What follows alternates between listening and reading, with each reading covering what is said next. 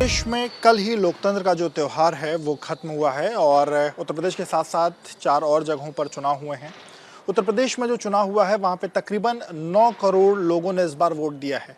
पर ये जो लोग निकले हैं अपने घरों से, जिन्होंने अपने मताधिकार का प्रयोग किया है, उसमें इस बार एक अहम योगदान बताया जा रहा है। वो बताया जा रहा है सदगुरु रितेश्वर जी महाराज का, जिनके उत्तर प्रदेश में तकरीबन 7.5 करोड़ फॉलोअर हैं और ये जन जागरण का इन्होंने अभियान चलाया था। गुरुजी, 7.5 करोड़ आपके अनुयायी उत्तर प्रदेश में, आपने एक अभियान चलाया, लोग घरों से निकले। कैसा रहा ये सफ़र, कब शुरू किया, कैसा रहा? एग्जैक्टली मैं ये कहूँगा कि मैं सनातन भारत के लिए और एक सशक्त राष्ट्र के लिए बोलता हूँ और उन्हें करोड़ों की संख्या में लोग सुनते हैं, देश विदेश सब जगह। उत्तर प्रदेश में सबसे ज़्यादा हैं, छत्तीसगढ़ में सबसे ज़्यादा हैं, मध्य प्रदेश में हैं। तो मुझे लगा कि मैं इसे 20 साल से ये करता हूँ, पर मुझे इस बार उत्तर प्रदेश में लगा कि उत्तर प्रदेश या देश जिस दिशा में जा रही है और हमारे राष्ट्रवाद के ऊपर और सनातन संस्कृति के ऊपर जिस प्रकार से खतरे मंडरा रहे हैं, अगर कहीं एक कदम हम चूक गए तो भारत फिर बड़ा पीछे चला जाएगा। और भारत पीछे जाने का अर्थ है मैं पीछे जाऊंगा, हमारे आने वाली पीढ़ियां पीछे जाएंगी, हमारे भारतवासी कष्ट में पड़ेंगे, दुख में पड़ेंगे, जैसे आज लोग पाकिस्तान, बांग्लादेश और अफगानिस्तान में पड़े हुए हैं, क्योंकि शांति नहीं है। भारत एक शांत, सुशिक्षित और बड़ा उच्च प्रकृति का देश रहा है, जहाँ सनातन ऋषियों ने लोगों को जीने की विधा सिखाई है, जहाँ तनाव से मुक्त होकर के जीवन जीना सिखाया है। हम जीवन को बोझ की तरह नहीं लेते, बल्कि हम जीवन को एंजॉय की तरह लेते हैं, स्पिरिट की तरह लेते हैं और हम वो जीवन जीते हैं। तो अपने स्पिरिट की बात एंजॉय करने के बाद, पर मेरा जो सवाल है सर ये, लगभग कितने वक्त आपको लगे पूरा उत्तर प्रदेश को कवर करने में? कितना समय आपने उत्तर प्रदेश के लोगों के बीच में बिताया?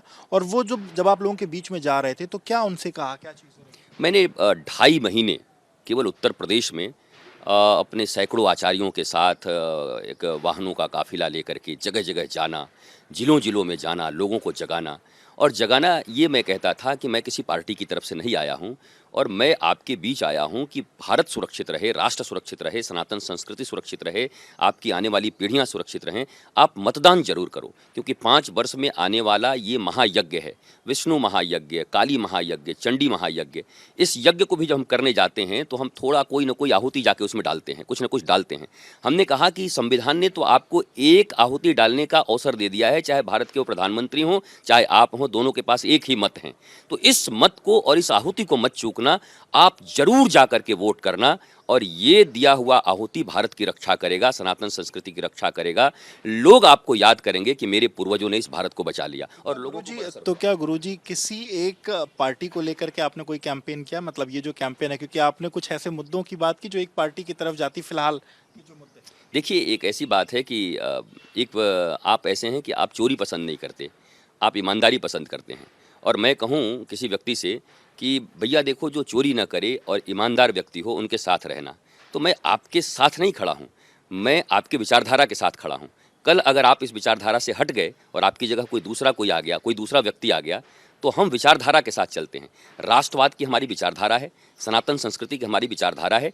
ये राष्ट्र सशक्त हो, ये सनातन संस्कृति सशक्त हो, ये लाने वाले कोई भी व्यक्ति हो, कोई भी दल हो। आज जो दल इसके साथ खड़ा है, ये कहने में गुरेज और संकोच नहीं करना चाहिए कि आप क्या किसी राजनीतिक दल को समर्थन करते हैं।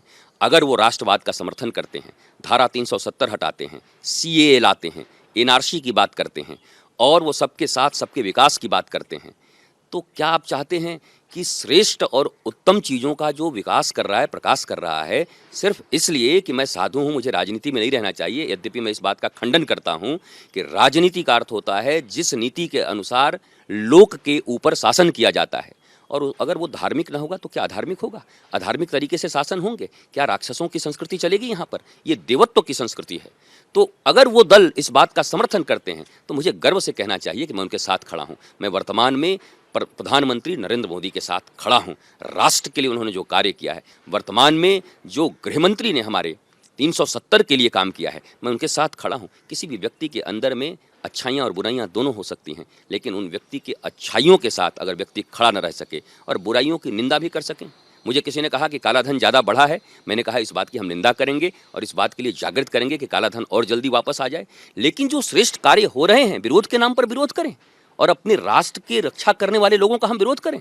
इसलिए मैंने निकल कर खूब लोगों को जगाया। मैं गिलहरी की तरह हूँ, मैं नहीं कहता कि मैं हनुमान हूँ, लेकिन एक गिलहरी की तरह मैंने प्रयास किया कि उत्तर प्रदेश और उत्तराखंड की जनता जागृत हो और वो सही जगह पर सिर्फ मतदान ही नहीं, सही जगह पर मतदान करें। और मैं प्रसन्न हूँ कि मतदान सही जगह हुआ है। लगता है 7.5 करोड़ अनुयायी जो थे उन्होंने सही जगह मतदान मुझे लगता है कि जो मुझे सुनते हैं, मैं शिष्य तो बनाता नहीं, बहुत लिमिटेड संख्या में मैंने लोगों को शायद दीक्षाएं दी होंगी, लेकिन मुझे सुनते बहुत लोग हैं, मुझे अप्रिशिएट बहुत लोग करते हैं और ये करोड़ों की संख्या में करते हैं। मुझे लगता है बाकी दल तो क्या ये बाकी दलों में भी लोग हैं जो आपको मानते हैं, आपको ऐसा लगता है, और जो आपकी विचारधारा, जो आपको जो विचारधाराएं पसंद है, बाकी दलों के भी लोग आपके साथ हैं? देखिए, व्यक्तिगत तौर पर मुझसे सभी दलों में लोग जुड़े हुए हैं, क्योंकि वो भारत देश के हैं, भारत देश के नागरिक हैं, संविधान उनको पाकिस्तानी भी घोषित किया नहीं है।